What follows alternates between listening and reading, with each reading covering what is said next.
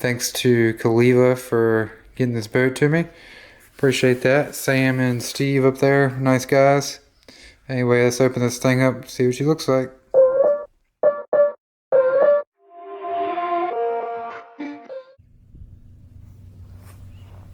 Alright, so here is the Waka Tutea. I'm going to show you some differences here. I want to bring the goat out and show you the differences of the outfitting and the plastic and stuff like that in here in a minute, but I'm just going to do a little walk around on it just real quick so y'all can see it.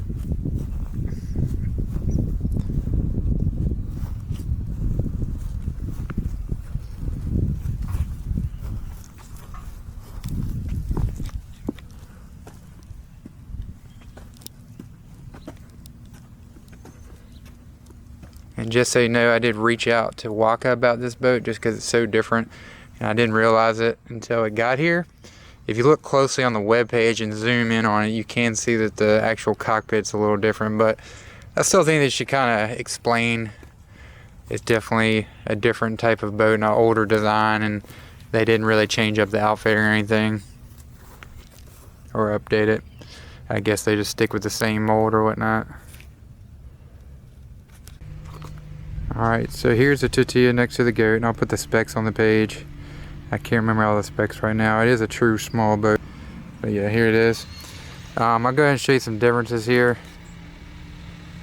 Zoom out a little bit here. So you can already see the grab handles are a little different.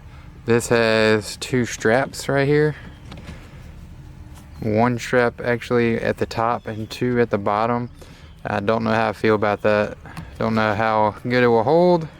You're essentially looping onto one strap here, so if you put a lot of pounds of pressure on that, I don't know if that would break. I don't know if these are rip out. I don't know. You have the same standard little piece of plastic right here. This is actually slightly thinner than the ones on the new Waka boats. You can see right there. You can kind of tell on that one how much thicker it is. I'd say about a quarter less of plastic on there, so that's even thinner as well. And as we walk to the back here, you got two more strap things here, one right there, one right here, and the drain plug's also a little different. They put a little bolt right here and kind of a leash that ties on, and then you got your drain plug, which isn't all the way recessed either, so you could hit that and potentially break it off. The Tutea has way more holes in it also because the outfitting is different, and I'll show you that right now. So if you're expecting the same Waka outfitting, this is definitely way different as far as the thigh braces and maneuver, but you can move it around obviously. Here, just undo that, move it forward. The seat is the same, and the front pillar is the same with the foot blocks, etc. But this is definitely different. You got two holes here, hole right there, two holes there, hole right there, holes in the front and the back here, which you do not have any of that on the goat. So less holes means obviously less water in the boat. I haven't tested it out yet, so we'll see how it works. You get the same standard hip pads you get in the goat and all that on all the other Waka boats, but this right here is really where it gets different. You can see it kind of forms like a C that cups your thighs in. This is not maneuverable. I wish that was, so you could actually come bring it down a little more, and I'll show you, get in here in a second and show it to you. But I mean, that's the main differences. These are molded in obviously, and I talked to Waka about this, and I'll get in the boat now and kind of show you. And you can see the difference in plastic too. Just let me show you that real quick. This is kind of like a smooth plastic, where this is rough. You can kind of see the rough texture there. And this just feels a lot weaker. And the cockpit is almost like it's two separate pieces of plastic, or like they stuck it on. I know they didn't do that, but it's almost like two pieces of different plastic. See the lightness of the plastic here? This is very thin and flexible. And I did not like that at all. I reached out to Waka, Evan Garcia. They said it's normal on the Tutea and it shouldn't crack or have any problems. But my main issue with that is if you get kind of stuck in a hole, a real bad hole, that your knees are going to fall out because it's just way too much flex. And they were saying it's the goat flexes too, but I mean, this is way harder to bend with your hand. This I can literally, look at that, I can bend this down with my thumb right there. So it's super thin, especially that side. Look at that, it's crazy. They said they wanted to get this boat as light as possible for smaller paddlers, but I don't know that I'd compromise the structure of the boat for that. I'll kind of get in here and show you. Let me zoom out some more. Alright, so, you know, it feels snug like initially, but like when you start actually putting some pressure on this thing, you gotta think, and when you're in a big hole, kind of moving around here, I mean, look how much that flexes. It probably flexes like 2 inches out. A lot of flex. The whole front flexes up. And that's not even that much pressure. That's really just me lifting my knees up. Like if I was going for a stern squirt. Like if you got in major trouble. And you know, like I said, you're in a big hole getting smashed around. Look how much that flexes. I don't like that at all. And I don't talk negatively about boats, but I just think that I don't agree with that. And I think they should either update this boat or just not sell it anymore. I don't think that's safe.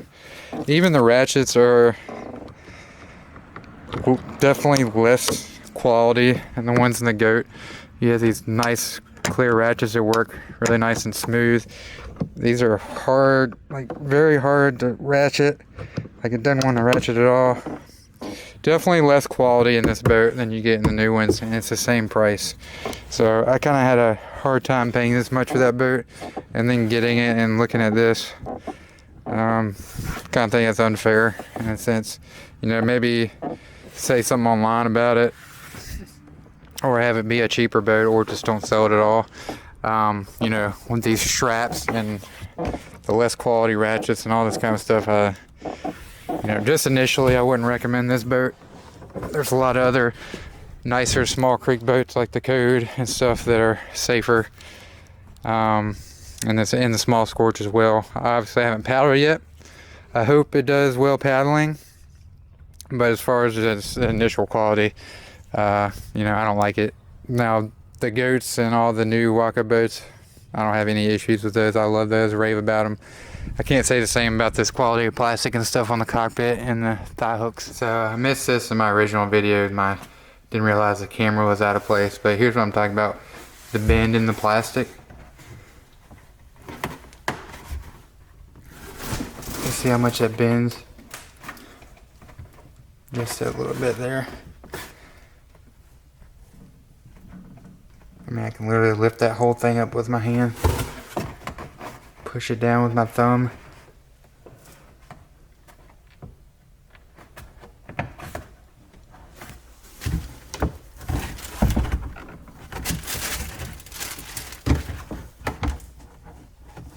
You guys see it right there too. Crazy. Where compared to the goat.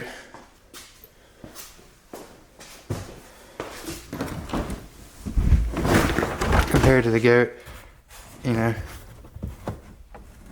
I can't really bend anything down or lift anything up on either side.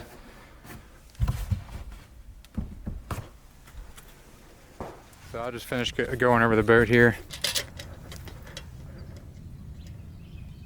Looks about, you probably can't see because that shadow is in the way there, but it's about 13.5 inches, 13 inches, somewhere around there. And then we go to the back.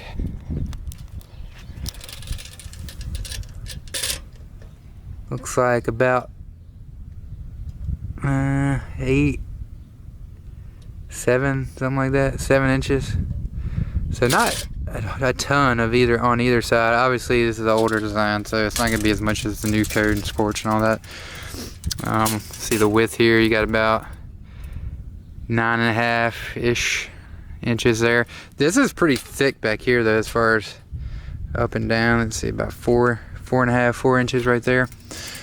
So I do like kind of the design right here. How it has these little ridges and stuff, and the stern also right here. fairly flat hole there with a semi-sharp edge. Yeah, pretty flat right here. Comes into this edge, but it's kind of soft right when you get to the edge of it. Although it looks kind of sharp, it softens off a little bit compared to like the Scorch especially. Now the lines they cut off fairly quickly with the bow, as you can see here, about right there. But the stern actually runs all the way back to the edge of the stern, into the stern, excuse me. Again, I'd say I'm pretty disappointed, just overall initial quality of this boat. I was very interested to get it, and I was disappointed when opening it and looking at the outfitting and stuff. If it had the same outfitting as the other Wakas, man, I'd be so stoked about this boat. But don't like the straps, and absolutely hate these thigh braces and the cheap kind of thin plastic right here. I think they could do better. You know, if the boat paddles well, why not just update it? I know it costs a little bit, but if it's a good boat, you know, I personally wouldn't recommend this boat just due to this thin plastic and the thigh braces. They just flex way too much, and for me that's a safety concern, and safety really top priority, especially in recommending any sort of boat. So, you know, between these straps and that, I wouldn't recommend this boat off initially. Now I'm going to test it, so I'll definitely give an update on that. You know, I always do a kind of initial walkthrough and then test it 3 or 4 times on some class 4 or 5 rivers. So I will get back to you on that, but just as far as right now, I would not recommend it. Now if I test it and it does just fine, you know, maybe I'll change my mind on that. And to be fair to Waka especially, I'm not trying to bash any company or any boat, but that's just my thoughts right now. If y'all have any other comments or anything like that, please do so. If anybody has a Tutea, I'm wondering if it's the same for you. I don't know hardly anybody that has one. I think I know like one person. So if you have a Tutea, is this all the same? Does it flex that much? So yeah, just let me know. I mean, again, I'm a small dude, like 135, so it shouldn't be that flexible in my mind. But anyway, all right, well, talk to y'all later. Thanks for watching.